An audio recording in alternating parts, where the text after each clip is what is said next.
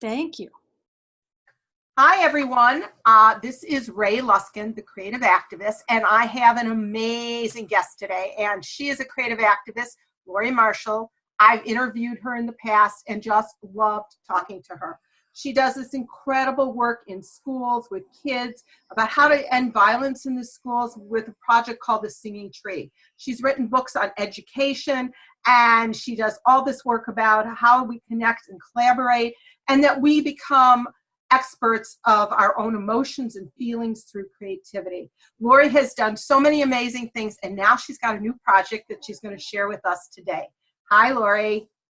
Hi, Ray. Of course, when I'm thinking of hearing you about being an expert about expressing your feelings using art, I think about how the limitations I have in doing that and how much more I have to learn about expressing my feelings in ways that are effective and hearing other people's feelings. So it's expert, not so much.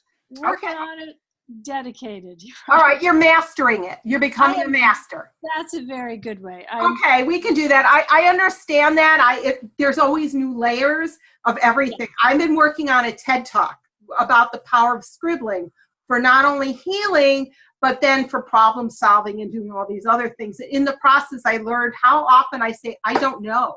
An old response to things, and that as a child, I had to justify everything. So I just started saying, well, I don't know, and so it's like, oh, something came up for repatterning. That's how I look at it. But I love it. Well, yeah. I have a lot of repatterning to do, and I am totally dedicated to the power of creativity to bring us together and strengthen us in these hard times. So my latest project is called The Flood of Kindness, inspired by Hurricane Katrina. And it's such an important topic now. I just want to mention that because we are a society that is not kind right now. We're very harsh and critical of each other, and we haven't found out ways to communicate. And I do believe through the arts, through storytelling, that's how we are going to find the common humanity within each of us and move towards that kindness, which is the only way to elevate and change society and bring peace and joy. Yes, and I think that one of the undervalued aspects of femininity is that we look to children as the highest bar for what needs to be done. And this story came from a child. And people who get to be with children, which has been mothers for many millions of years, have access to the wisdom that children are giving us. And when Jesus said, a child shall lead them, those are some of the most important words he spoke, in my point of view, because listening to the wisdom of children is the thing that allows us to be kind. Everybody is somebody's child. Every frickin' terrorist, every Nazi, every murderer, every person who commits a crime, every wife beater, every manipulative mother, everybody is somebody's child. And so that has guided me in this incredible project, this story was written by my godson. And here he is, my painting of him on the day that he wrote The Flood of Kindness, inspired by Hurricane Katrina, in 3rd grade. He is now 14. And here he is now. Mm-hmm. And when he wrote the story, it moved me so much, I just said, I have to illustrate it, and I have to bring it to the world. And we worked on it for 6 years. We worked on every word. I did one whole set of drawings, made it in a little book printed by Lulu, and then made a whole other set of drawings. He got older, so his language got more sophisticated. My drawings got more realistic. Some of them were like very kid-like. Some of them were very teen-like. And then we realized, oh my goodness, we have to really be clear about who the audience is. So we started from scratch. So who is the audience for this? The audience is 3rd graders. Okay. The age that Deontay was when he wrote the story. it deals with the loss of a dear friend in a natural disaster. And it deals with the bitterness and anger and conflict that happened in Hurricane Katrina.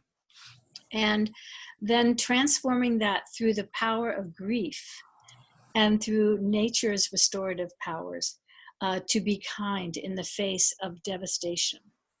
And I shared this book with kids in Santa Rosa, California this fall, and then the fires came.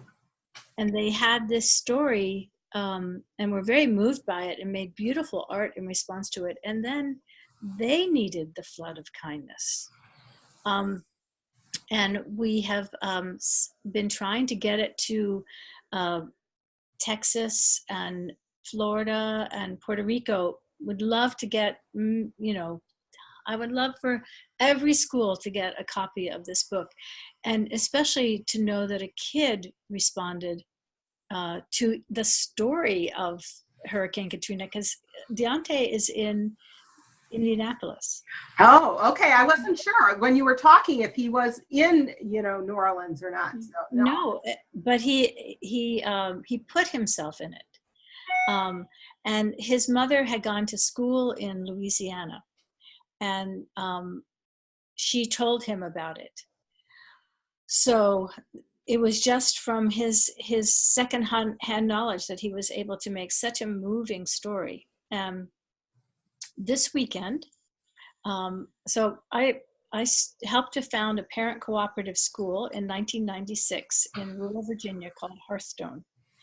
And it is a Waldorf-inspired school. And could you tell people what Waldorf is? They may not know. Yeah.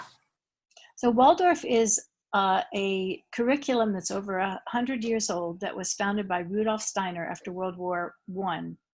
And he and Maria Montessori and Emilio Reggio all were deeply insightful about how to not have war coming on the throes of World War I. And they all came up with beautiful curriculums. And Rudolf Steiner's curriculum is completely arts integrated. All the subjects are taught using the arts. And he asks a brilliant story, Okay, I'm losing your sound. Oh, okay. Let's try that again. It says, is that better? Yes, definitely. He asks, what story does this soul need in order to take its next step in development? And so the whole curriculum is organized around story. And that is a beautiful question to ask our society. What story does our country need in order to take our next step of development? And I feel like it's not just one story, there are many stories. And I feel like Deontay's story is one of the ones to help us, because we're going to have more massive weather events. And we need as the planet gets warmer, it could get meaner. And it's also the opportunity to get kinder more than ever before. So that's what we have to. What does kindness mean in this book? When he says that we need to be kinder, what does that really mean? It means to be of service to others. And it means to help out when there is a problem. So those two things. And we have kindness activities that go with the book. And kindness is something, of course, it's hardest to be kind when you're upset and when you're feeling unjustly hurt. And part of what comes out in the book is to apologize when you've hurt somebody. That is very difficult for many people. It is. Those words, I'm sorry, and what does that really mean? Even with my 3-year-old, well, no, you did that. You were not supposed to take their toy away. Now say you're sorry, or we don't hit. And how do you teach them? At what point do you get them to say that with meaning and really feel it? Not just say because mommy or grandma told me to do it. So yeah. Right. Yes. And in the book, if you hold on one second. Okay. I use the Hawaiian, Ho'oponopono? And so on these 2 pages, which is where the flood of kindness happens, you can see there are the words, "I'm sorry, please forgive me, thank you, I love you," and that's Okay, lean in a little bit because I'm sound again. Okay. that's where I want to click if you want to switch microphone or speaker. I don't know what that means. Okay, well, I can hear you again. It's just a little, maybe just talk up a little. Okay, I will do that. So this school, Hearthstone, with the emphasis on story that Waldorf education has, every year puts on a play. And when I shared the book of The Flood of Kindness, the director said, let's make this our play, our school play. So I wrote it as a play, and I got input from the middle school students and from Deontay and from parents. And we just now put on the play in Virginia. It's about a 35-minute play based on the story. And Deontay came down from Indianapolis and met the kids who performed the play. I got goosebumps. I got goosebumps. This is what it's all about. You know, oh, yes, go ahead. So it was just amazing. And we are applying for a grant so that we can expand the play and do it again in November in the community where Hearthstone is, which is called Rappahannock County between Culpeper and Front Royal, Virginia. So there was enormous kindness in the audience, and somebody donated the money for Deontay and his mother and his grandmother and his sister to come down to cover their expenses. So they had come on their own. And so that was just, so beautiful. What are your hopes with this book now? You know, you've got a book, you've got a play. Are you going to set up a foundation for this, or bring it to some of the creative projects you're already doing in the organizations, or how are you going to be using this? Great questions. I'm not sure how to do it. My dream is, as I said, for the book to go to children who are experiencing massive weather events. I've sent it to Read First and to Dolly Parton's thing and to Scholastic, and haven't received a response from any of them. So, it's to be determined later, right? Yeah. Yeah, that'll be determined later. But the idea is to encourage people to respond to this hardship through creativity and beauty. And yeah, we'll just see. So let's talk about, in general, because this is an area about, using creativity to respond to any challenge. Let's talk about some ideas that you might suggest in ways that if people, would like this book or get in touch with you, and, there's several parts of it. Why don't I just talk about the first thing first, the creativity and the role of that in changing lives and enhancing communities? Yes. So it begins with 2 things for me.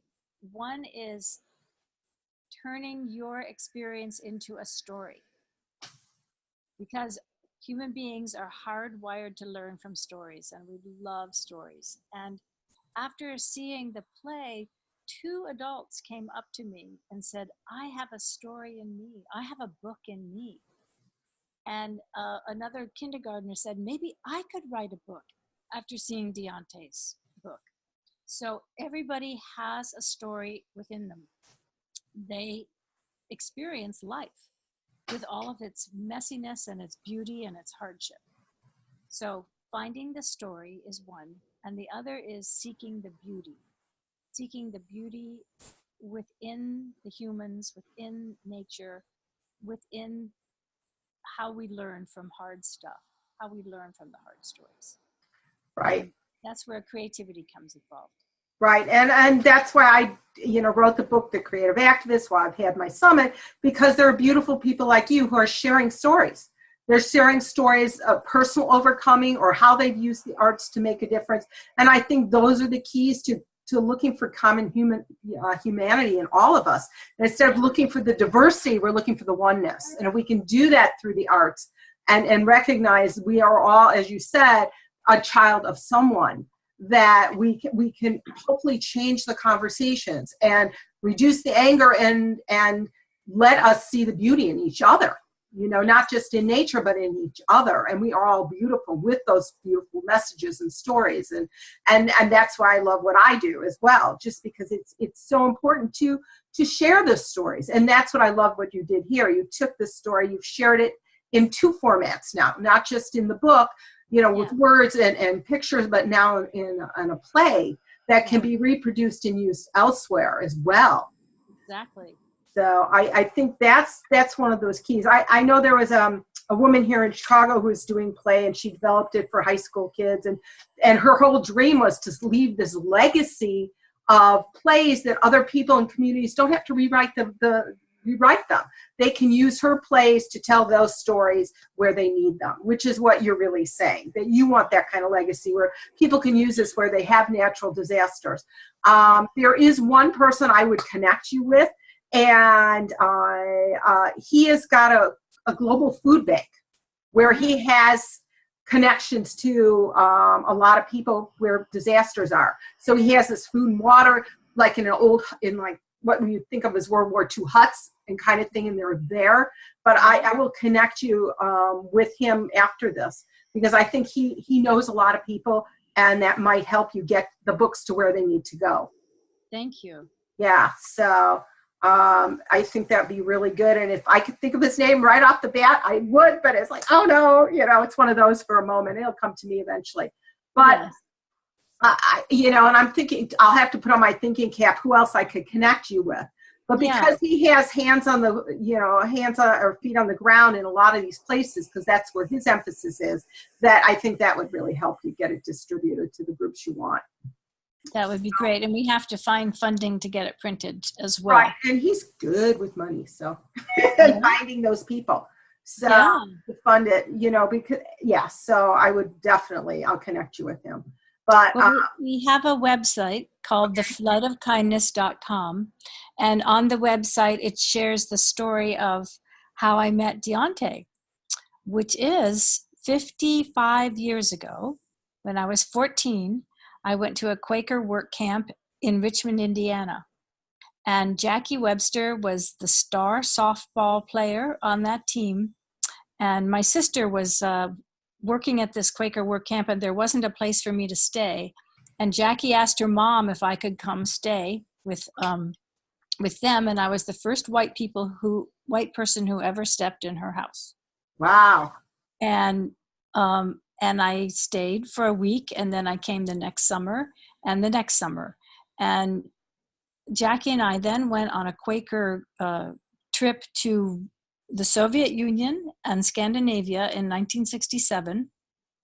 And we went on a trip to the Navajo Reservation a few years after that. And we had this incredible shared experience. Very, she's very quiet and doesn't, she only, when she speaks, you listen because it's so distilled, or I listen. And we lived apart and stayed apart. And then she had a daughter, Aisha, and I brought my son to meet her, and we went riding on an elephant in Indianapolis and didn't see each other for a long time. And then her daughter got married. I came to the wedding, and Deontay was there, and Deontay and I just immediately became co-creators when he was like 4 or whatever. And then she sent me the story because she was so, proud of it. And I said, oh my God, this is just changing my life. He has allowed creator to flow through him in such a beautiful way. worked on it. We didn't see each other in person for 6 years, but we worked on it for 6 years. And then he came, Aisha drove all the way with Jackie and her little daughter now, who's 4, to Rappahannock County, Virginia, to the country, to see this small middle school perform his story. Oh, that is such a beautiful story. That's how we connect. I mean, but that you are a model of how we connect with people, and just look for the beauty in each and every one. And yes, I love that. And that in itself is a beautiful story. So to have that, then him write this story, and then you know, done the artwork, and it's just a full circle of beauty and kindness all the way around. That's really what it is. It was. And also to know, in the society where people move around so much, that we can keep our bonds, and that we are making a forest of creativity, and that we nurture the little ones coming up.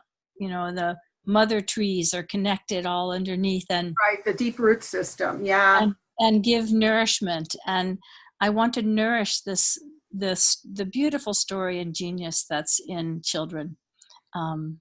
That is my gift that I bring to my grandchildren, is because we do a lot of play and make believe, and you know, and it's always, you know, my one here calls me Go-Go. So Go-Go, tell me a story, you know, and so I'll riff on this, and then I'll riff on that, and we just have a great time. And you know, last night she wanted to play in her room when I was visiting, and we set up all the animals in a circle, and we're having a picnic, you know, and stuff like that. And it's like, oh, and it was just, I love doing that, and it brings me great joy. It keeps me young.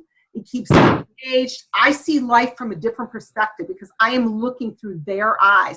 What are they actually seeing at ground level instead of me looking up, you know, down at them? Where are we all exploring? And I think that's the other thing that gives us, we can open up new perspectives of what could be by looking at the little children as the gift, as you started the conversation with. And if we use them and their model, you know, it's beautiful. And they don't see what we see. They don't have all the judgments already. They don't have the other biases that we've adopted either through media, or somebody taught us that, or we were exposed to it. So there is that beautiful joy and innocence that's about them.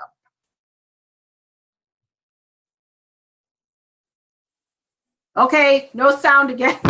Sorry. That's okay.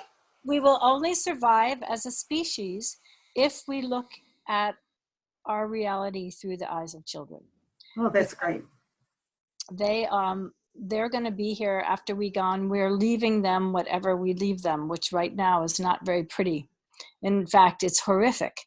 And the importance of synergy and collaboration with young people, the importance of partnering the genius of young people to heal the world, is a survival necessity.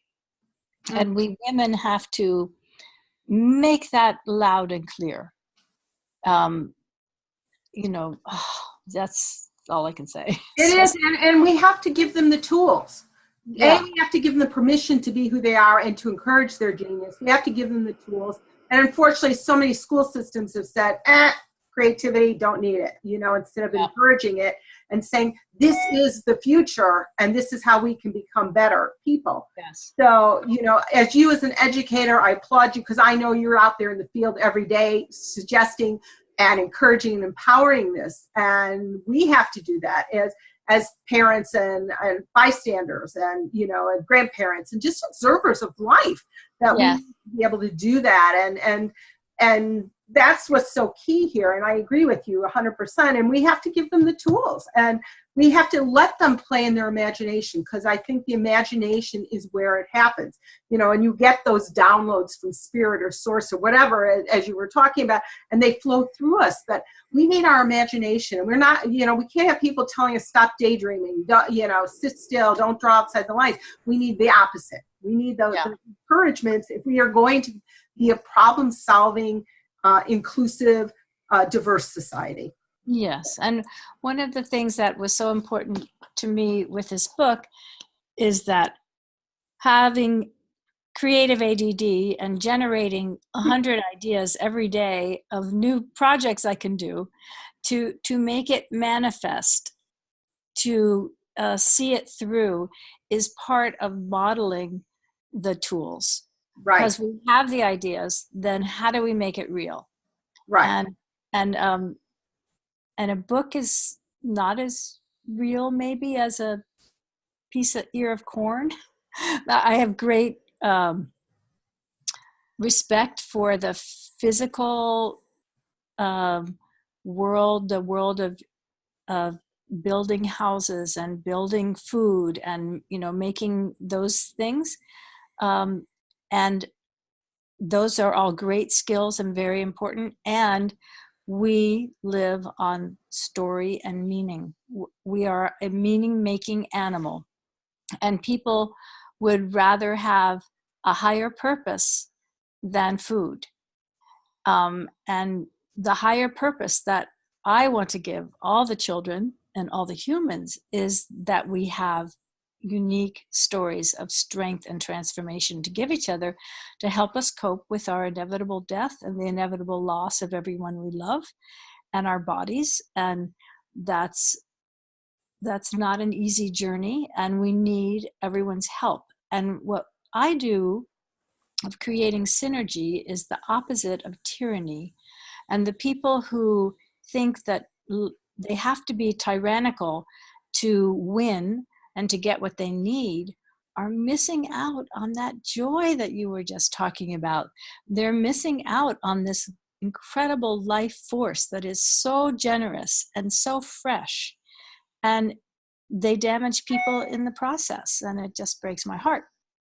Right. But the young ones coming on, they are amazing. The young ones that are here now, you know, a lot of people say, oh, they're losing their imagination and creativity because they watch so much TV and play so much video games. But I have not worked with one kid who you give them the space for a very long, not even for a very long time, and their imagination is right there, dying to come out. Right. I agree. We are all imaginative beings. We were born that way. It's a muscle, and it has to be worked. It has to be given the space, the time, and the love and encouragement to come back. That's all. And we're curious beings too. Right. We always, you know, and I think that is our nature, you know. And so again, little things we can do to encourage the young people. Now, I want to just ask you, where can they get the book? Is it sold on Amazon, or is it still through you, or what is going on? You know, it is sold on Amazon, but I'm having a really weird thing happen. The hardback copies are being sold for $64 on Amazon, and I don't know who's doing that and who's getting it. And I'm hesitant to to tell you to get a hardback there. You can get a hardback through the website, The Flood of Kindness. Okay. And the paperbacks seem to be still reasonable on Amazon, but I don't know what's going on. I had one day my book was $133. I said, what? You know, so, you know, when I put the creative activist up there, so I called them, and there was some glitch in their system. So you have to contact them. Right. So yeah, it should be. What's the cost of the book? The investment? It should be $16.95 for the hardback and $11.95 for the paperback.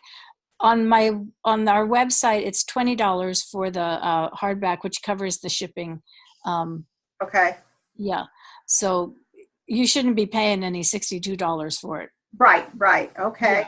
Yeah. And where is the money going then? Is it to you and to him, or how are you doing this? That's great. So half of it's going to Deontay, half of it's going, a quarter of it is going to me, and a quarter of it is going to different groups of people that are suffering from massive weather. So we've sent some to Louisiana, some to the fires, and we're still working on paying back all the printing costs. And when that all gets done, then it'll all go, it'll be that ratio. Okay, that's great. The people like to know that. And I know some people who suffered from the fires and stuff too. So one is a jewelry maker, and so she gives 10% of anything she sells to the victims of the fires. And, you know, so but I might connect you with her. So that'd be cool too. So, okay. Absolutely. Yes. And then the play we haven't put on our website yet, how to access it,